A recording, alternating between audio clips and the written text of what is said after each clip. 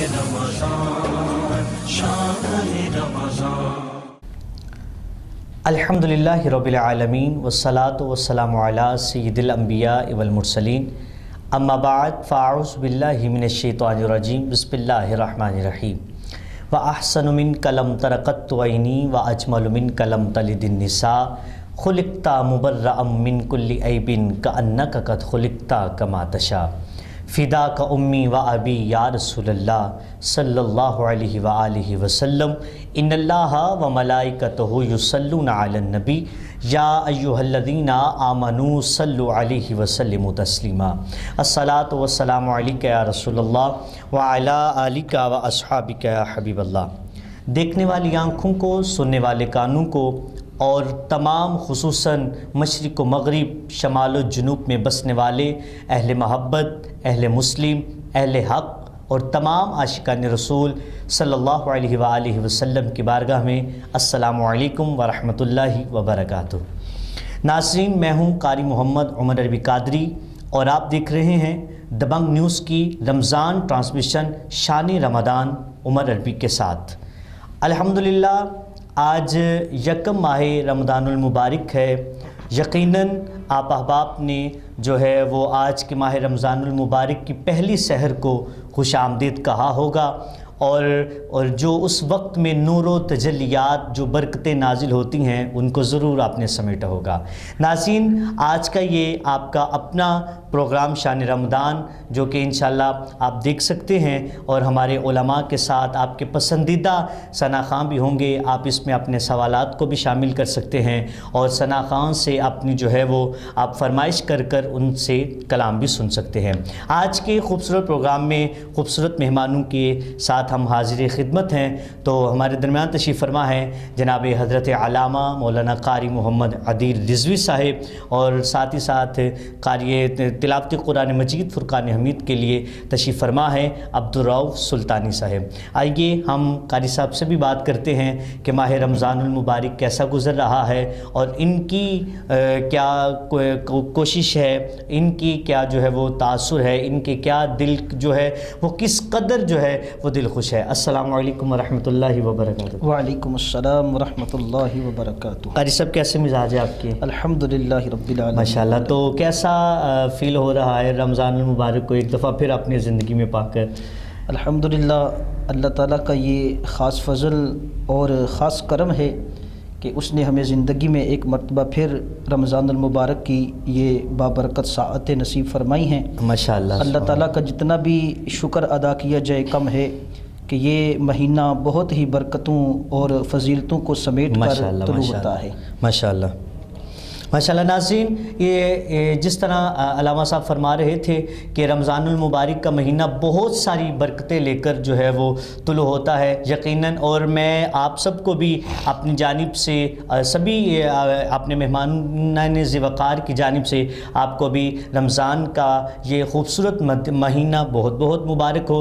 آئیے آج کی ہم خوبصورت ٹرانسمیشن کا آغاز حسب روایت اللہ رب العزت کے قرآن مجید فرقان حمید سے کرنے کا شرف حاصل کرتے ہیں، کیونکہ یہ رمضان المبارک خصوصی طور پر جو ہے وہ نزول قرآن کا مہینہ ہے، کیونکہ لوگوں کے اندر ایک بہت جو ہے وہ دل میں خوشی ہوتی ہے، دل میں بہت سی خوشی ہوتی ہے جو ہے رمضان المبارک جب تشریف لاتا ہے۔ یقیناً یہ قرآن کی ہم تلاوت بھی کرتے ہیں، اور ماہ رمضان المبارک میں تراویح پڑھنے کا شرف بھی حاصل کرتے ہیں، اور اس میں بھی ہم قرآن مجید فرقان حمید جو ہے اس کی تلاوت کرتے ہیں۔ تو آئیے میں ملتمس ہوں جناب قاری عبدالرؤف سلطانی صاحب، آپ اللہ کے قرآن سے آج کی خوبصورت ٹرانسمیشن کا آغاز فرمائیں۔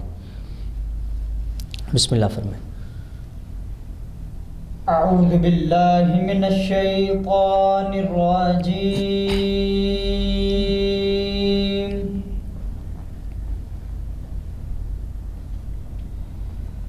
بسم اللہ الرحمن الرحیم۔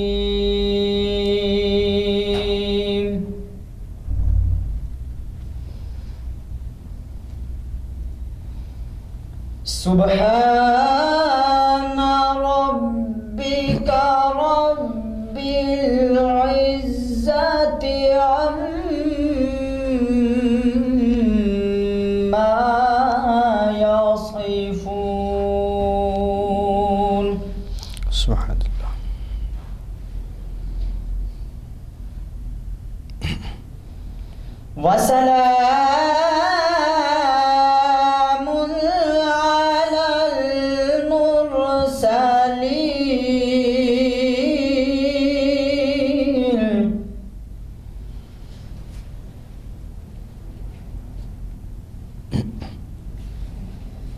سبحان ربك رب العزة عما يصفون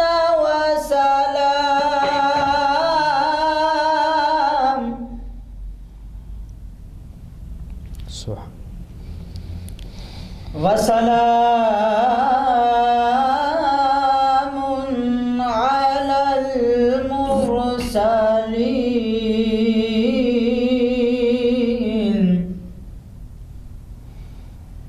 والحمد لله رب العالمين.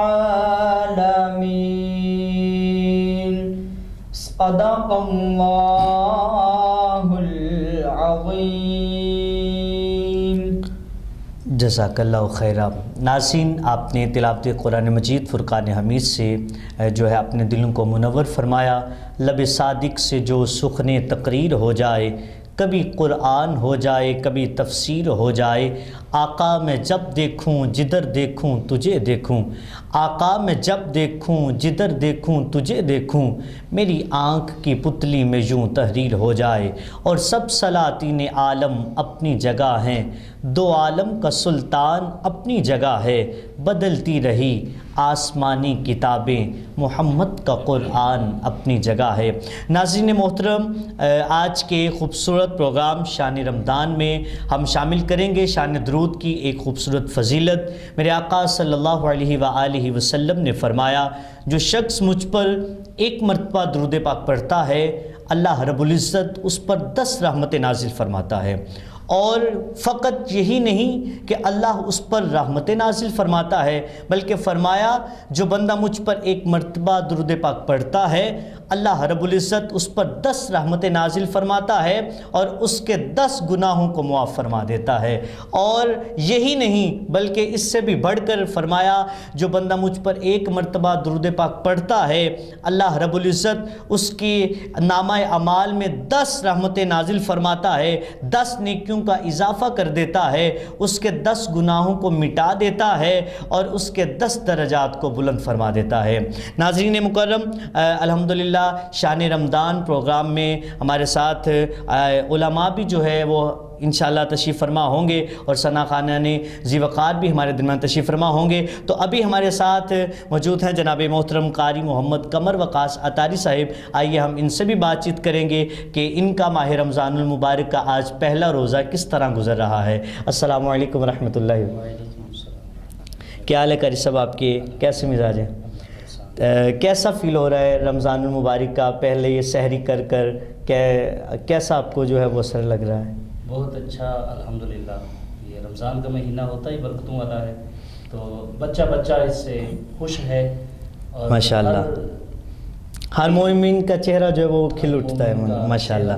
سبحان اللہ. ناظرین مکرم، انشاءاللہ اسی طرح کے بہت سارے جو ہے وہ رمضان المبارک جب آتا ہے، میرے آقا صلی اللہ علیہ وآلہ وسلم نے فرمایا، کیونکہ جب ماہ رمضان المبارک کا مہینہ ہمارے درمیان تشریف لاتا ہے تو یقیناً یہ بہت ساری رحمتیں سمیٹ کر ہمارے درمیان تشریف فرما ہوتا ہے، جس میں نفل کا ثواب، بالکل آپ یاد رکھیے، نفل کا ثواب فرض کے برابر ہو جاتا ہے، اور فرض کا ثواب 10 نہیں 20 نہیں 30 نہیں بلکہ 70 گناہ تک بڑھا دیا جاتا ہے.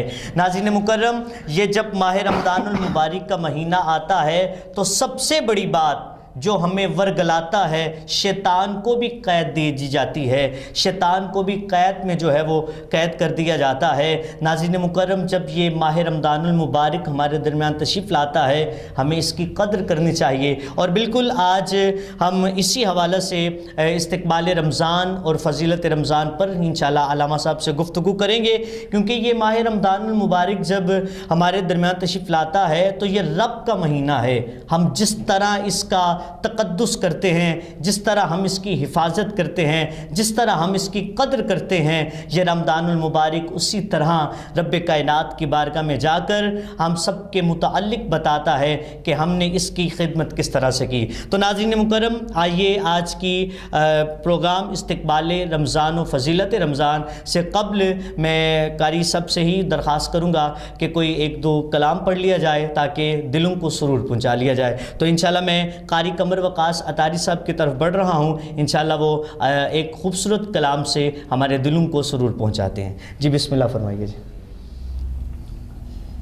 آمد رمضان ہے، سبحان اللہ، آمد رمضان ہے، آمد رمضان ہے، آمد سبحان رمضان ہے، مرحبا صد مرحبا پھر آمد رمضان ہے، مرحبا صد مرحبا پھر آمد رمضان ہے، کھل اٹھے مرجائے دل، کھل اٹھے مرجائے دل، تازہ ہوا ایمان ہے، سبحان اللہ، آمد رمضان ہے، سبحان اللہ، آمد رمضان ہے، آمد رمضان ہے، آمد رمضان ہے، یا خدا ہم عاصیوں پر یہ بڑا احسان ہے،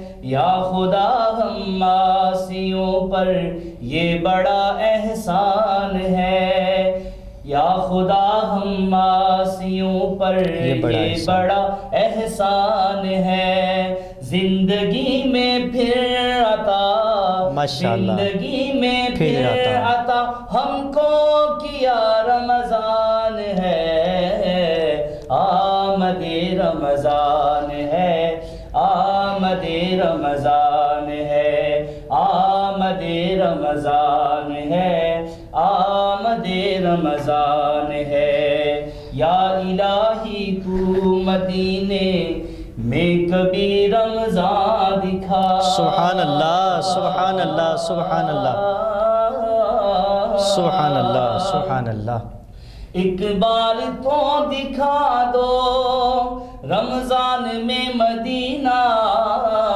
بے شک بنا لو آقا مہمان دو گھڑی کا، یا الہی تو مدینے میں کبھی رمضان دکھا، مدتوں سے دل میں یہ، مدتوں سے دل میں یہ عطار کے ارمان ہے، آمد رمضان ہے، آمد رمضان ہے، آمد رمضان ہے، آمد رمضان ہے، آمد رمضان، سبحان اللہ، ماشاءاللہ۔ ناظرین یقیناً آپ کا دل بھی جو ہے وہ بہت جو ہے سرور اسے پہنچا ہوگا آمد رمضان کے حوالے سے کلام سن کر، منقبت سن کر دل میں پھر سے خوشیوں کا پیغام آ رہا ہے، ہم سے ملنے بہت پیارا مہمان آ رہا ہے، یہ ہو مبارک مومنوں پھر سے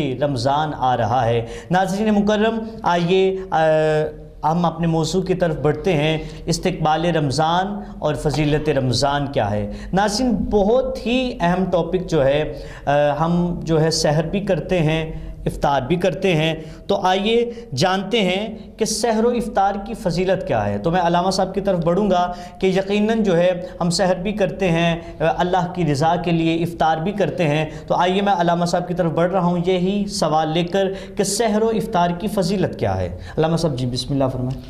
بسم اللہ الرحمن الرحیم، الصلاۃ والسلام علیک یا رسول اللہ وعلی آلک وصحبک یا حبیب اللہ۔ سب سے پہلے میں مشکور اور ممنون ہوں جناب قاری محمد عمر عربی صاحب کا اور دبنگ نیوز کی تمام ٹیم کا کہ جنہوں نے مجھے یہاں پر جو ہے نا آج اس پروگرام کے لیے انوائٹ کیا ہے۔ میں ان سب کو دل کی اتھاہ گہرائیوں سے جو نا وہ ہدیہ تبریک پیش کرتا ہوں۔ آمین آمین۔ الحمدللہ بڑا خوبصورت پروگرام آج جو ہے نا وہ رمضان المبارک کی ابتدان گھڑیوں کے اندر انعقاد پذیر ہے۔ آپ نے جو قاری صاحب مسئلہ دریافت فرمایا ہے کہ رمضان المبارک میں سحری اور افطاری کی فضیلت کیا ہے، جی سب سے پہلے اللہ کے محبوب صلی اللہ علیہ وآلہ وسلم کا فرمان علی شان ہے کہ سحری کھاؤ کہ سحری کے اندر اللہ رب العزت نے برکت رکھی ہے۔ سبحان اللہ۔ اور ایک حدیث میں اللہ کے محبوب صلی اللہ علیہ وسلم نے ارشاد فرمایا کہ جو شخص سحری کرتا ہے اس شخص پر اللہ تبارک و تعالیٰ اور اس کے فرشتے درود بھیجتے ہیں۔ سبحان اللہ، ماشاء اللہ، سحری کرنا بھی یہ بہت فضیلت کی بات ہے، ماشاء اللہ۔ اور اس کے اندر سب سے بڑی بات جو یہ ہے کہ سحری کا جو کھانا ہے اس کے بارے میں آقا کونین صلی اللہ علیہ وسلم نے ارشاد فرمایا ہے کہ جن کھانوں کا قیامت کے دن اللہ رب العزت انسان سے حساب نہیں لے گا ان میں سے ایک کھانا سحری کا ماشاء کھانا ہے۔ اللہ، سبحان اللہ۔ سحری کے کھانے کا قیامت کے دن انسان سے کوئی حساب نہیں ہوگا۔ ناظرین، بالکل آپ یہ بات آج پہلی دفعہ کچھ احباب جو ہے جن کے نالج میں نہیں ہوگا، جن کے علم میں نہیں ہوگا کہ سحر میں دیکھیے اللہ رب العزت نے کتنی برکت رکھی ہے، کہ جو جیسے علامہ صاحب فرما رہے ہیں کہ سرکار علیہ الصلوۃ والسلام نے فرمایا کیونکہ دنیا میں ہم آئے ہیں، ہمارے آنے کا حساب ہوگا، ہم جو پہنتے ہیں اس کا حساب ہوگا، جو کھاتے ہیں جو پیتے ہیں اس کا حساب ہوگا، لیکن رمضان المبارک کی سحر ہے جس کے بارے میں میرے آقا صلی اللہ علیہ وآلہ وسلم نے فرمایا یہ سحر ہے جس کا اللہ رب العزت قیامت کے دن بھی حساب نہیں لے گا۔ بلکہ ایک حدیث میں آتا ہے کہ آقا کونین صلی اللہ علیہ وسلم جو ہے نا وہ سحری کے وقت کچھ تناول فرما رہے سبحان تھے اللہ، کہ ایک صحابی حضور علیہ الصلوۃ والسلام کی خدمت میں حاضر ہوئے، ماشاءاللہ، تو میرے آقا صلی اللہ علیہ وسلم نے ان سے ارشاد فرمایا کہ صحابی کہ سحری کھایا کرو، یہ اللہ تعالیٰ نے تمہارے لیے برکت رکھی ہے، اس کو چھوڑنا نہیں۔ سبحان اللہ، ماشاءاللہ، یعنی اگرچہ انسان ایک کھجور کے ساتھ یا ایک پانی کے گھونٹ کے ساتھ سحری کرے وہ اس برکت کو نہ چھوڑے۔ کیا بات ہے، یہ برکتیں سحری کی ضرور سمیٹے اور سحری کو نہ وہ ضرور کیا کرے سنت سمجھ کر کہ اللہ کے محبوب صلی اللہ علیہ وسلم کی سنت ہے، اور اگر آپ یہ نیت کر کے سحری کریں گے کہ یہ آقا کونین صلی اللہ علیہ وسلم کی سنت ہے تو انشاءاللہ اس سے آپ کو 100 شہیدوں کا ثواب بھی اللہ عطا فرمائے۔ سبحان اللہ، ماشاءاللہ۔ اور دوسرے نمبر پر جو آپ نے ارشاد فرمایا کہ افطاری کی فضیلت کیا ہے، تو روزہ افطاری کی فضیلت بھی احادیث کے اندر اللہ کے محبوب صلی اللہ علیہ وسلم نے جا بجا مقام پر ارشاد فرمائی ہے۔ خود بھی روزہ افطار کرنے کی فضیلت ہے اور دوسرے مسلمان کو بھی روزہ افطار کروانے کی بڑی فضیلت اللہ کے محبوب نے ارشاد فرمائی۔ سبحان اللہ۔ اللہ کے محبوب صلی اللہ علیہ وسلم استقبال رمضان پر ایک خطبہ ارشاد فرمایا کرتے تھے، جس خطبے کو امام بہقی نے شعب الایمان کے اندر اور امام منذری نے الترغیب والترہیب کے اندر ماشاءاللہ نقل کیا ہے حضرت سلیمان فارسی کی مرویات سے۔ سبحان اللہ۔ اللہ کے محبوب صلی اللہ علیہ وسلم جو ہے نا وہ استقبال رمضان پر جو خطبہ ارشاد فرماتے تھے، اس خطبے کے اندر اللہ کے محبوب صلی اللہ علیہ وسلم نے یہ ارشاد فرمایا کہ لوگوں، جو شخص اپنے مسلمان بھائی کو افطار کرواتا ہے روزہ، تو اللہ تبارک و تعالیٰ اس افطاری کی برکت سے اللہ رب العزت اس بندے کے پچھلے تمام گناہوں کو معاف فرما دیتا ہے، بخش دیتا ہے، اور اس بندے کو دوزخ سے آزاد فرما دیتا ہے۔ سبحان اللہ۔ صحابہ کرام حضور کی خدمت میں حاضر تھے، عرض کرنے لگے یا رسول اللہ صلی اللہ علیہ وسلم کہ ہم میں سے تو بعض صحابہ ایسے ہیں کہ جو افطار کروانے کی طاقت نہیں رکھتے، یعنی جو ہے نا وہ بہت زیادہ افطاری پیش کر سکیں، ہمارے اندر اتنی سکت نہیں، ہم خود مسکین ہیں۔ تو اللہ کے محبوب صلی اللہ علیہ وسلم نے مزید آگے ارشاد فرمایا کہ لازمی نہیں کہ بہت زیادہ افطاری کے اندر سامان پیش کیا جائے، بہت زیادہ سموسے پکوڑے ہوں یا بہت زیادہ کھانا ہو، بلکہ اللہ کے محبوب صلی اللہ علیہ وسلم نے ارشاد فرمایا اگر کوئی شخص اپنے مسلمان بھائی کو ایک گھونٹ پانی کے ساتھ یا ایک گھونٹ دودھ کے ساتھ یا ایک کھجور کے ساتھ بھی افطاری کرواتا ہے، میرا رب اس کو پھر بھی یہ فضیلت عطا فرمائے۔ سبحان اللہ، ماشاءاللہ، پھر بھی اس کو یہ فضیلت مل جاتی ہے۔ سبحان اللہ۔ تو لہٰذا افطاری کروانے کی بھی بڑی فضیلت ہے، اور پھر آگے ارشاد فرمایا کہ جو بندہ مسلمان کو سیر کر کے افطاری کرواتا ہے، پیٹ بھر کے اس کو کھلاتا ہے، تو اللہ کے محبوب صلی اللہ علیہ وسلم نے ارشاد فرمایا کل قیامت کے دن وہ میرے ہاتھوں سے حوض کوثر کا جام پیے گا۔ سبحان اللہ۔ تو علامہ صاحب اگر میں اس میں اگر گفتگو میں تھوڑا سا غور کیا جائے، جیسے لوگ کہتے ہیں کہ پہلے 10 روزے جو ہے وہ پانی کے ساتھ افطار کرنے چاہیے، کچھ لوگ کہتے ہیں جی اگلے 10 جو ہیں وہ نمک کے ساتھ، تو پھر بڑھتے ہیں کہ اگلے 10 جو ہے وہ کھجور کے ساتھ۔ تو میرا خیال ہے اس جو حدیث مبارکہ آپ نے جو ہے وہ ارشاد فرمایا، سرکار علیہ السلام نے فرمایا کہ اگر کسی نے کسی کو پانی کے گھونٹ پلا دیے یا دودھ کے گھونٹ پلا دیے تو اس سے پتہ چل گیا ناظرین کہ 10 روزے پانی کے گھونٹ کے ساتھ اور اگلے 10 روزے آپ دودھ کے گھونٹ کے ساتھ جو ہے دودھ کے ساتھ، فقط یہ نہیں کہ آپ 1-2 گھونٹ لیں، کہ آپ گلاس بھی لے سکتے ہیں، ایک پہلے 10 روزے آپ پانی کے ساتھ افطار کریں، اگلے 10 روزے آپ دودھ کے ساتھ افطار کر سکتے ہیں، اور اس سے اگلے 10 روزے آپ کھجور کے ساتھ جو ہے ان کو افطار کر سکتے ہیں۔ اور یہ بالکل قید نہیں ہے کہ بس ہم نے 10 جو ہے اسی طرح افطار کرنے ہیں جیسے آپ کا دل چاہے، کیونکہ رمضان المبارک ہے، خوشیوں کا مہینہ ہے اور اس مہینے میں رحمتیں اور برکتیں ہی ہوتی ہیں۔ اور علامہ صاحب میں اس سوال کی طرف بڑھنا چاہوں گا، جیسا کہ ہم سحری اور افطاری پر ہی بات کر رہے ہیں کہ سحر میں الحمدللہ ہم جو ہے آج بھی کچھ احباب نے سحر کی ہے، آج کی رمضان المبارک کی پہلی سحری کو خوش آمدید کہتے ہوئے سحر کی ہے۔ تو سحر میں کچھ لوگوں کا مائنڈلی ذہنی طور پر یہ ذہن بن چکا ہے کہ ہم جب سحری کرتے ہیں بے شک ہمیں جو ہے ایک آواز پہنچ جاتی ہے کہ ابھی سحر کا وقت جو ہے وہ ختم ہو گیا ہے، لیکن کچھ لوگوں کے دل میں یہی جو ہے وہ ارمان رہتا ہے کہ شاید یہ سحری کا وقت جو ہے وہ فجر کی اذان تک ہے، اور وہ لوگ اتنی دیر تک کھانا پینا شروع کر دیتے ہیں۔ اور جن احباب کی کچھ نہ کچھ جو ہے وہ مصروفیت ہوتی ہے، جو رات کو جو ہے وہ بالکل جو ہے وہ جلدی نہیں سو پاتے، ان سے سحر میں اٹھنے نہیں ہوتا، وہ اب دیکھتے ہیں کہ اگر جو ہے وہ الارم بج گیا ہے، سحری کا وقت ختم ہو چکا ہے، لیکن وہ پھر بھی کہتے ہیں کہ جلدی جلدی کچھ کھا لیا جائے، میں بھی جو ہے شاید یہ اذان تک اس کا وقت ہے۔ تو آپ اس کے بارے میں کیا فرماتے ہیں؟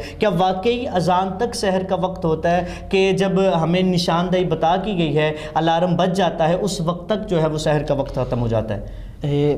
قاری صاحب، عوام الناس کے اندر یہ ایک بہت بڑی غلطی پائی جاتی ہے۔ آپ نے بہت اچھا سوال کیا ہے، اس کی نشاندہی ہونی چاہیے۔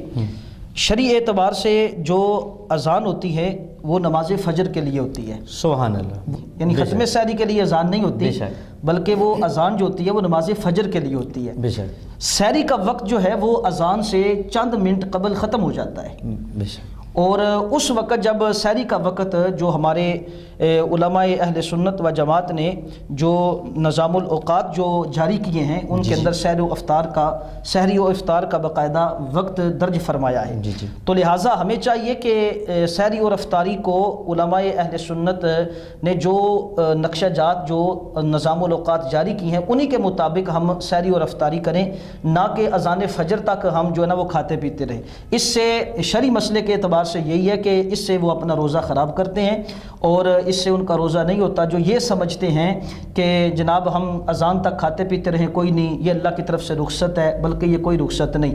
آپ اس کی مثال یوں لے لیجئے کہ اگر کوئی شخص افطاری سے چند منٹ قبل روزے کو افطار کر لے اور یہ کہے جی یہ اللہ کی طرف سے رخصت دی گئی ہے، جبکہ تو یہ سب سمجھتے ہیں کہ اس سے روزہ ٹوٹ جائے گا، تو جب افطاری کے وقت ہم بڑے محتاط ہوتے ہیں تو پھر سحری کے وقت بھی ہمیں محتاط رہنا چاہیے کہ سحری جو ہے وہ اذان فجر سے قبل چند منٹ جو ہے نا وہ ختم ہو جاتی ہے، تو لہٰذا اس وقت تک جب سحری کا وقت ہے اس وقت تک آپ کھا سکتے ہیں، پی سکتے ہیں۔ جو ہی سحری کا وقت ختم ہو جاتا ہے اس کے بعد نہ کوئی کھائے نہ کوئی پیے، اگر کوئی کھائے گا یا پیے گا تو اس سے وہ اپنا روزہ خراب بالکل۔ ناظرین دیکھیں آپ نے کتنا نازک مسئلہ جو ہے وہ آج جو لوگ آج شان رمضان پروگرام دیکھ رہے ہیں، کتنا نازک مسئلہ جو ہے وہ آج آپ نے علامہ عدیل رضوی صاحب جو ہے وہ ہمیں بتا رہے تھے کہ جو سحر کا وقت جو ہے وہ ایک مخصوص کر دیا گیا ہے۔ کچھ لوگوں جن کا یہ گمان رہتا ہے کہ جو ہے وہ فجر کی اذان تک سحر کا وقت ہے، تو یہ بالکل غلط بات ہے، وہ اپنے آپ کو ورگلا رہے ہیں اور اپنے روزے کو خراب کر رہے ہیں۔ بالکل قاری وقاص صاحب اسی طرح بات ہوگی کہ وہ اپنے روزے کو بالکل جو ہے وہ خراب کر رہے ہیں، کیونکہ جو سحر کا وقت اختتامی وقت ہے ہمیں ادھر ہی اسے پورا کر دینا چاہیے۔ جیسے اور علامہ صاحب نے دوسری طرف مثال دیتے ہوئے ہمیں جیسے بتایا کہ اگر بندہ افطاری پہلے کر لے، اور علامہ صاحب اس میں بہت بڑی بات ہے کہ انسان کے دل میں اسے پتہ ہے کبھی کبھی انسان اکیلا بھی بیٹھا ہوتا ہے، کبھی گھر میں ہوتا ہے، کبھی اپنے آفس میں ہوتا ہے، اور پھر میں تو یہاں تک سمجھتا ہوں کہ انسان جب بڑھتا ہے، وضو کرتا ہے، پانی کے قریب جاتا ہے، کلی کرتا ہے، تو وہ اس چیز کا اتنا نازک طریقے سے خیال رکھتا ہے کہ وہ سوچتا ہے کہ قطرہ بھی حلق سے نیچے نہ اتر جائے، میرا روزہ نہ ٹوٹ جائے۔ اصل میں تو ناظرین جی اصل میں قاری صاحب مسئلہ یہ ہے کہ یہ جو روزہ ہوتا ہے نا، یہ انسان کے اندر یہ نور اور یہ تقوی اور یہ یقین اور ایمان داخل کرتا ہے، سبحان اللہ، کہ میرے اس عمل کو میرا خدا دیکھ رہا ہے۔ ماشاءاللہ۔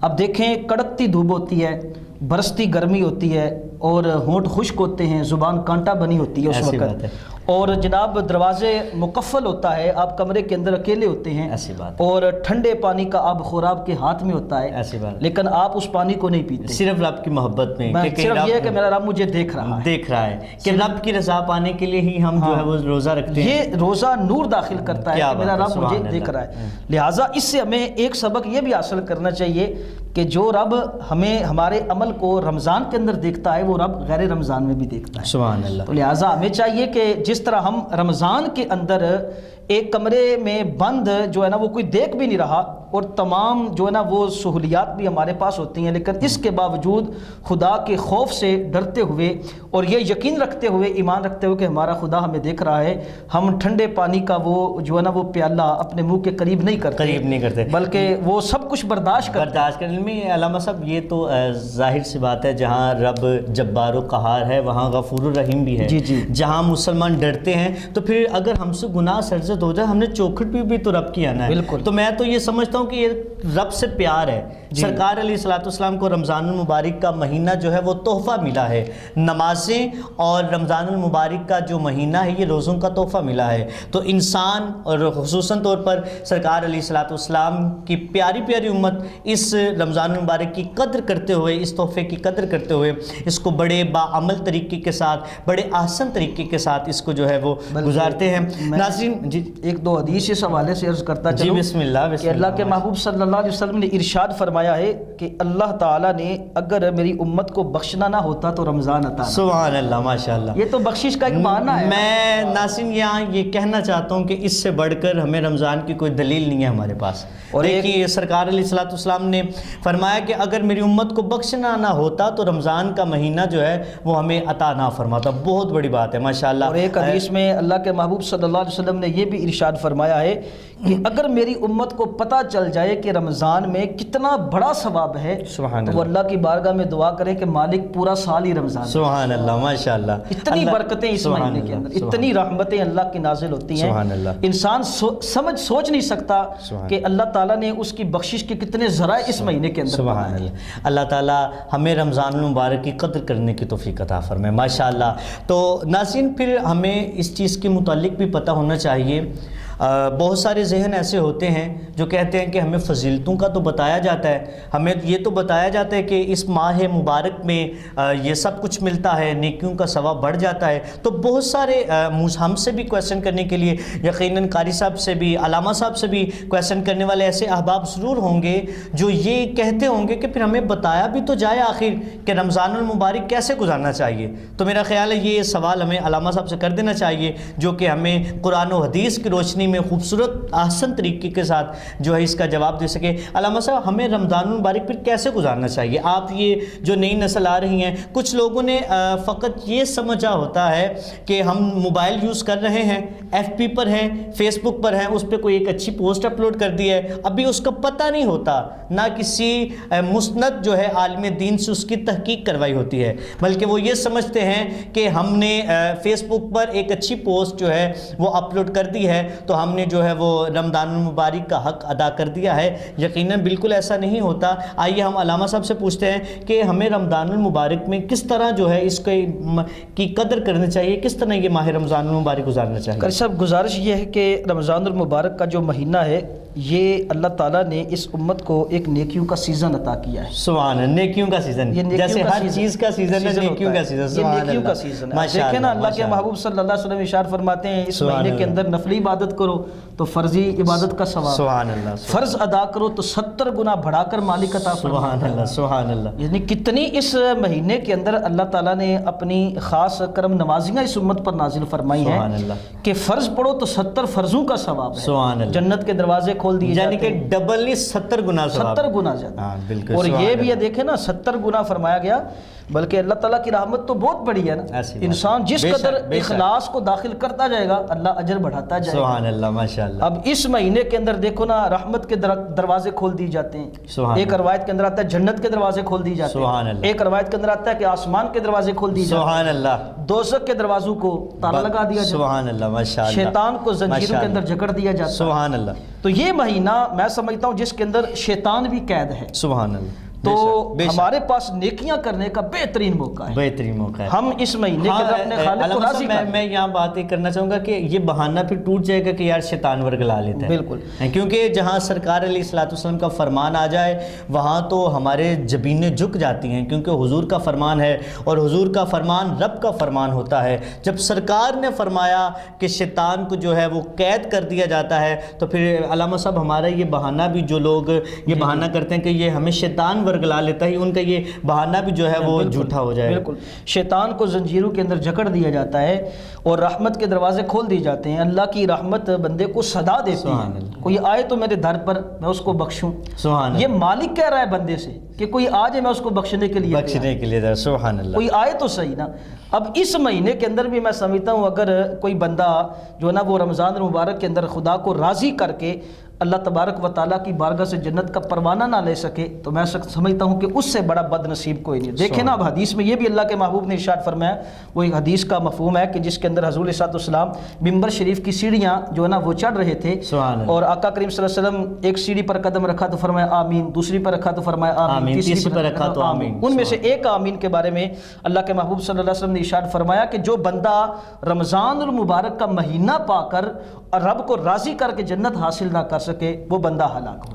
اللہ اکبر۔ اب دیکھیں کہ رمضان المبارک کے اندر بھی بندہ نہ بخشا جائے، اس کے اندر جبکہ یہ نیکیوں کی بہار کا موسم ہے، نیکیوں کا سیزن ہے، اس کے اندر اللہ تعالیٰ نیکیاں ایک بندہ کرے 70 گنا عطا فرما رہا ہے اور شیطان بھی جکڑا ہوا ہے۔ اور پھر دیکھیں یہ جو رمضان المبارک کا مہینہ ہے، یہ جو اس کے اندر ہم روزہ رکھتے ہیں، اور روزے کے بارے میں ایک حدیث میں یہ بھی آتا ہے کہ یہ قاطع شہوات ہے، یعنی شہوت کو توڑنے والا ہے۔ جیسا کہ حدیث میں فرمایا نا، تم میں سے جو نکاح کی طاقت رکھتا ہے اسے چاہیے کہ وہ نکاح کرے، اور جو نکاح کی طاقت نہیں رکھتا وہ چاہیے اسے چاہیے پھر روزے رکھے۔ کیوں؟ روزہ جو ہے یہ شہوت کو توڑتا ہے، نفس کو ضبط کرتا ہے، نفس کو کمزور کرتا ہے۔ اچھا، وہ شیطان تو جکڑا گیا، جو ابلیس ہے اس کی ذریت ہے وہ تو پکڑی گئی، اب اندر جو ہمارا نفس ہے، اب اس کے اندر بھی بعض لوگ پوچھتے ہیں نا کہ رمضان المبارک میں اگر کوئی گناہ کرتا ہے تو وہ پھر کیسے کر لیتا ہے؟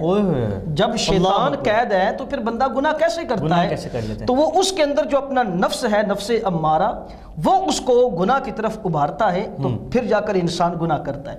اب روزہ جو اللہ تبارک و تعالیٰ نے عطا فرمایا ہے، وہ اس جب بندہ روزہ رکھتا ہے تو وہ اس نفس کو کمزور کرتا ہے، روزہ اس نفس کو توڑتا ہے۔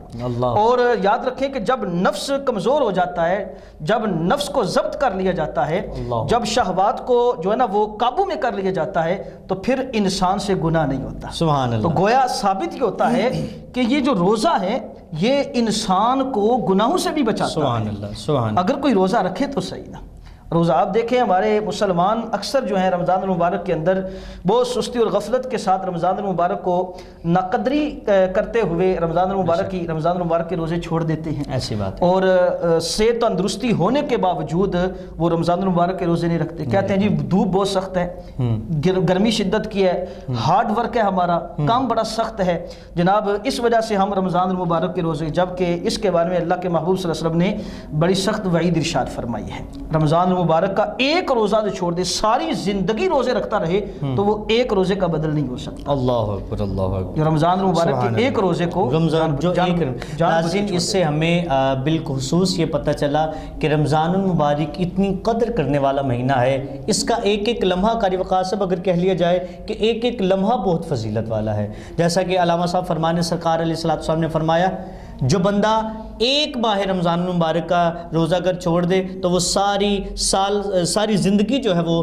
روزہ رکھتا رہے تو اس کے برابر نہیں پہنچ سکتا۔ اللہ رب العزت ہمیں اس کی قدر کرنے کی توفیق عطا فرمائے۔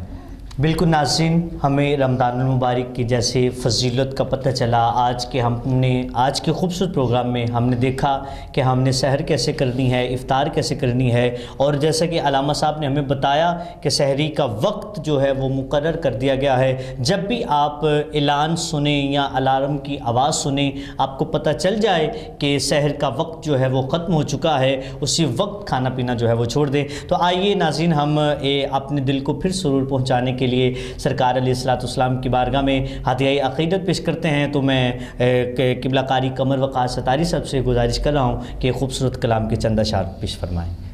بسم اللہ فرمائیں جناب۔ چمک تجھ سے پاتے ہیں سب پانے والے چمک تجھ سے پاتے ہیں سب پانے والے، میرا دل بھی چمکا سبحان اللہ، چمکانے والے، میرا دل بھی چمکا دے چمکانے والے، برستا نہیں دیکھ کر ابر رحمت، برستا نہیں دیکھ کر ابر رحمت، بدوں پر بھی برسا دے برسانے والے، بدوں پر بھی برسا دے برسانے والے، سبحان اللہ، میرا دل بھی چمکا دے چمکانے والے، سبحان اللہ، سبحان اللہ، مدینے کے خطے خدا تجھ کو رکھے، مدینے کے خدا تجھ کو رکھے، غریبوں فقیروں کے ٹھہرانے والے، غریبوں فقیروں کے ٹھہرانے والے، رضا نفس دشمن ہے دم میں رضا نفس دشمن ہے دم میں نہ آنا، کہاں تم نے دیکھے ہیں چندرانے والے، کہاں تم نے دیکھے ہیں چندرانے والے، میرا دل بھی چمکا دے چمکا، سبحان اللہ، ماشاءاللہ ماشاءاللہ، کیا بات ہے، اللہ تعالیٰ آپ کو مزید برکت عطا فرمائے۔ ناظرین، یقیناً آپ نے اعلیٰ حضرت رحمۃ اللہ تعالیٰ علیہ کا خوبصورت کلام سنا، اپنے دلوں کو منور فرمایا۔ اللہ رب العزت آپ سب کو سلامت رکھے، ہمارے ثنا خان کو سلامت رکھے، علماء کو سلامت رکھے۔ بالکل آپ یہ پروگرام ضرور دیکھیے گا، آپ کا اپنا پروگرام شان رمضان عمر عربی کے ساتھ۔ ناظرین، انشاءاللہ روزانہ کی بنیاد پر انشاءاللہ علماء ہمارے درمیان موجود ہوں گے، ثنا خان ذی وقار ہمارے درمیان موجود ہوں گے، اور انشاءاللہ ہم ان سے آپ اپنی مرضی کی فرمائشی کلام بھی سن سکیں گے، اور اپنی مرضی کے جو انسان کے دل میں کچھ نہ کچھ سوال ہوتے ہیں وہ بھی آپ کر سکیں گے۔ وہ آپ کے اسکرین پر نمبرز آ رہے ہیں، آپ ان پر اپنا سوال اردو میں لکھ کر جو ہے وہ ہمیں اپنا سوال میسج کر سکتے ہیں، یا کال کر کر ہمیں اپنا سوال آپ لکھوا سکتے ہیں۔ انشاءاللہ کوشش کی جائے گی کہ آپ کے سوال کا جواب جو ہے اس پروگرام میں علامہ صاحب سے جو ہے ڈسکس کر کے اس سے اگر مناسب ہوا تو اس کا جواب آپ کو ضرور دے دیا جائے۔ ناظرین، بالکل آپ یہ اپنا پروگرام ضرور دیکھیے گا۔ آج کا کیونکہ پروگرام کا وقت اپنے تکمیلی سفر کی طرف گامزن ہے، اپنے میزبان عمر عربی کو دیجیے اجازت۔ اللہ نے اقبان، اللہ آپ کو سلامت رکھے۔ دیکھتے رہیے دبنگ نیوز۔ شان رمضان، شان رمضان۔